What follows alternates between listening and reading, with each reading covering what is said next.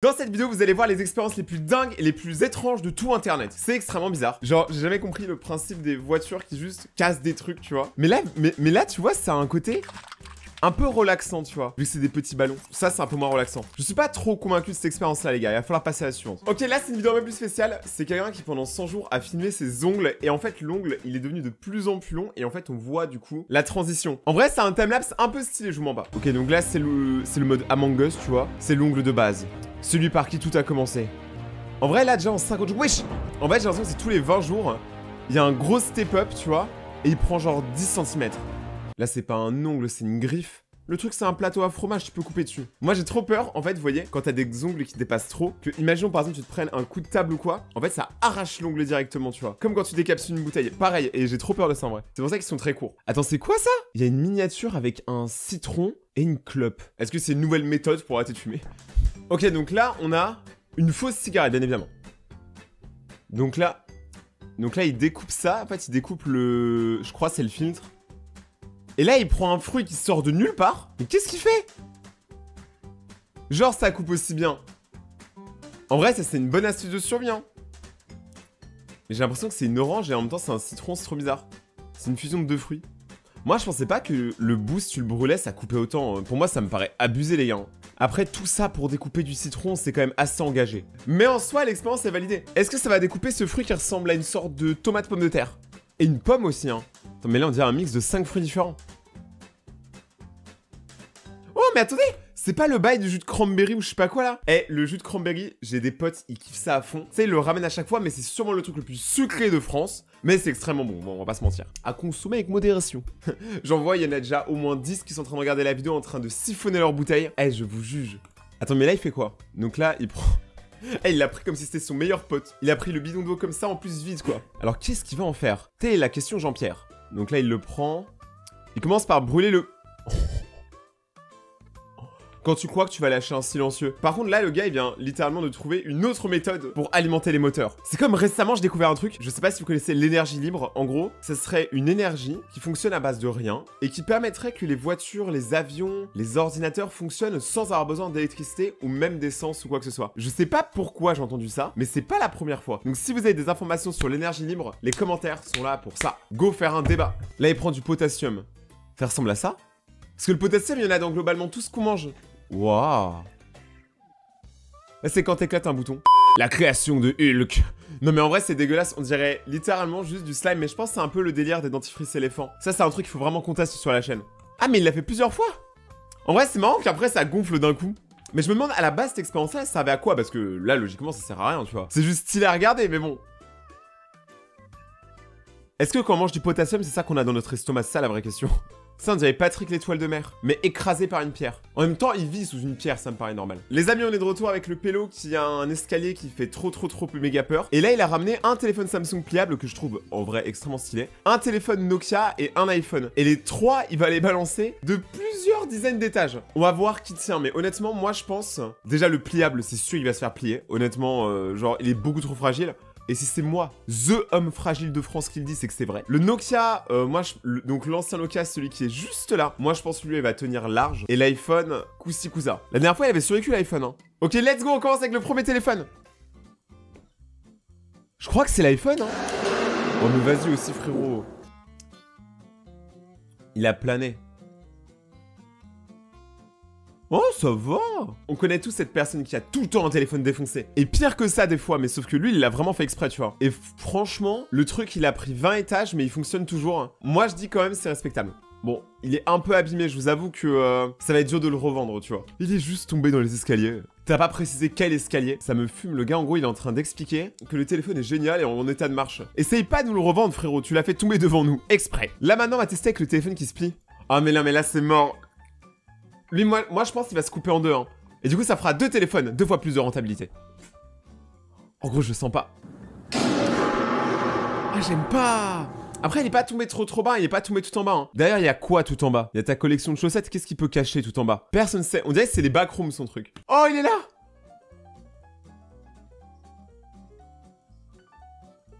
Oh. Ok, donc en fait, il y en a 1 sur 2 qui a survécu, c'est la moyenne. Ah, Ouh. fou. Il a pris cher. En plus, je crois que ça vaut cher. Je crois que ça vaut plusieurs milliers d'euros ce téléphone. Hein. Oh, le pauvre. Par contre, ça fonctionne. Non mais les gars, moi je suis fasciné. Le téléphone, il a premier degré survécu. Pas si mal en vrai. Hein. Genre, forcément, tu le balances 10e étage, t'attends pas ce qui marche, mais il marche beaucoup mieux. Rappelez-vous de cette époque sombre où tout le monde avait un écran cassé. Parce que les téléphones à l'époque, ils aimaient, je sais pas, ils aimaient pas investir, c'est dans les vitres. Aujourd'hui, je trouve que quand même on tient beaucoup mieux qu'avant. Maintenant, la vraie question, est-ce que nos anciens sont toujours aussi forts? Est-ce que le téléphone de mamie là, le Nokia, est-ce qu'il est aussi puissant que ce qu'on dit? Moi je dis lui, il casse pas. 2, 1, let's go! Moi je vous dis les gars, jamais ça.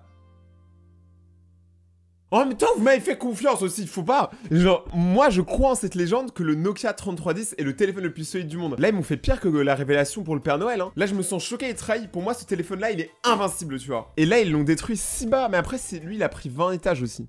Bon, là, je pense qu'il est dead. Ah, c'est vrai que c'était l'époque où on pouvait remettre les batteries dans les téléphones. Bon, franchement, pour un vieux téléphone, en vrai, il a bien tenu. Tu pourras taper tes meilleures parties de Snake dessus. T'inquiète, mon ref. Voici la liste des dernières personnes qui se sont abonnées à la chaîne. Je vous remercie vraiment à tous de participer à la communauté de Raytonia, à notre empire. Et on continue à grind. Et merci beaucoup à ceux qui partagent les vidéos. Vous êtes les méga boss. Si vous voulez passer à la prochaine vidéo, abonnez-vous. Si vous voulez me soutenir et m'aider à financer des gros concepts, vous pouvez utiliser le code créateur TheRayton dans la boutique Fortnite et Epic Games.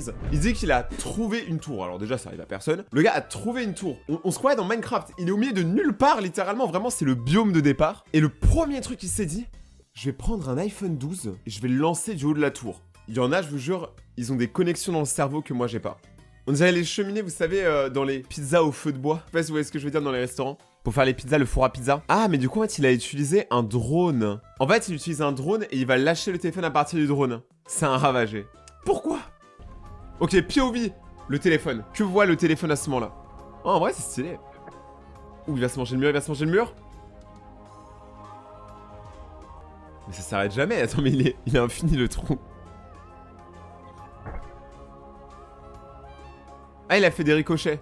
C'est tellement héroïque. Attends, quoi? Non mais ce mec, c'est un fou. Là, il dit, il l'a balancé 2 fois pour obtenir ce résultat de vitre cassée. Moi, le mien, jamais de la vie, même de là, je le balance. Jamais j'ai la confiance. Le gars est beaucoup trop confiant en son téléphone. Si lui, il est pas sponsor par Apple, je ne comprends pas.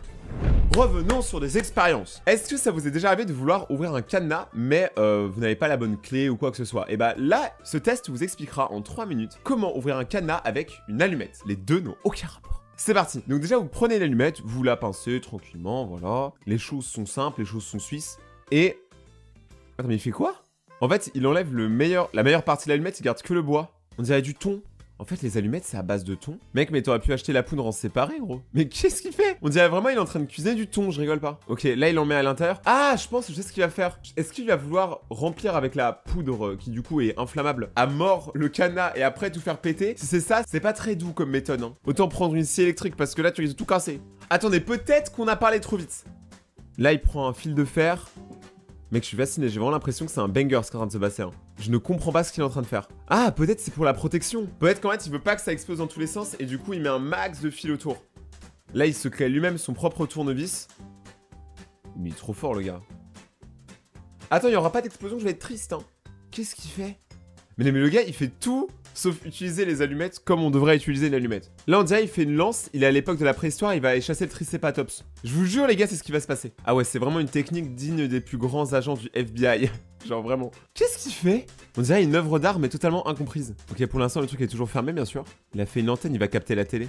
Ah, donc c'est quand même. Il allume au final la mèche. Il allume la flamme de notre cœur. Ok, là, c'est en train de brûler tranquillement. Mais il est trop teubé. Non mais il aurait juste dû allumer le... Ah, il y a trop de trucs là. Ok, là je pense que ça devrait fonctionner, mais ça a explosé en vrai. Ok, alors c'était pas très impressionnant, mais est-ce que ça a marché? Oui? Je pense qu'en fait, ça avait besoin d'être serré à l'intérieur. J'arriverai pas à vous expliquer pourquoi, mais je pense que vous le ressentez aussi. Franchement, expérience validée. Après, il faut quand même beaucoup de choses sur soi. Le mieux quand même est d'avoir la clé, on va pas se mentir. Oh les gars, ça va être incroyable. En gros, c'est des villes et des endroits dans le monde sur Google Earth. Sauf que cette fois-ci, il montre du début à la fin. Donc c'est-à-dire qu'il y a eu beaucoup, à mon avis, de mouvements. On va avoir beaucoup de villes qui se construisent, ça va être cool. C'est quoi ça? C'est Dubaï. 2 millions de personnes, 3 millions... On dirait c'est SimCity en vrai. Ah ouais, franchement, la grandeur du truc. Ils ont réussi à construire des îles. Après, Dubaï, c'est toujours dans l'abus. C'est leur principe, c'est leur marketing. Là, on est en Chine, les amis. Oh, regardez, on voit les terrains qui se créent de plus en plus. Vraiment, je vous dis, on dirait un jeu vidéo. Waouh. On dirait pas comme ça, mais ça a énormément grandi. On est passé à 81 millions d'habitants. Tout va bien. 80 millions d'habitants, c'est énorme quand même. Hein. En France, je crois qu'on est 6 millions, un truc comme ça. Apparemment, toutes les semaines, il y a 3 millions de personnes en plus. Ça, je pense, c'est un peu abusé. Las Vegas. Là où perdre son argent n'a jamais été aussi fun. Les gars, vraiment, Las Vegas, c'est la ville de tous les péchés. Y a rien là-bas. Ok, donc franchement, ça a bien grandi. On passe de 1 million d'habitants. Ils vont taper les 2 millions d'habitants. Et franchement, déjà, quand tu tapes 2 millions d'habitants dans une aussi petite ville, parce que moi, les gars, je suis allé à Las Vegas, c'est pas si grand, hein. Genre, rappelez-vous que c'est au milieu d'un désert. C'est le pire endroit pour construire une ville. Ah ouais, ils sont passés de 500 000 à presque 3 millions d'habitants. Et encore, je pense qu'aujourd'hui, ils sont peut-être 2 fois plus. On parle quand même de Las Vegas. Ok, là, c'est Shanghai. Et vraiment, avouez, on dirait un jeu vidéo. On dirait on a mis le temps en x2 pour que tous nos builds soient au maximum. C'est très impressionnant. Là, on réalise pas, les gars, parce que c'est tout plat comme mes fesses, mais je vous jure que c'est impressionnant. Après, ça peut faire flipper. Tu vois, le fait aussi qu'il y ait beaucoup de gens et que ça devient de plus en plus grand, ça peut faire flipper certaines personnes. Mais pour vous rassurer, regardez bien dans le monde, il y a encore beaucoup d'endroits qui ne sont pas habités et qui sont encore pas à la merci de l'homme, de l'être humain. Donc je pense qu'en vrai, ça va. Faut juste pas en abuser. Oh non, il a recommencé, les gars. Le gars là qui lance tout du 10e étage, il a fait avec une PlayStation 5. Il respecte vraiment personne parce que le nombre de gens que je connais qui veulent une PS5, lui, il la balance du 6e étage.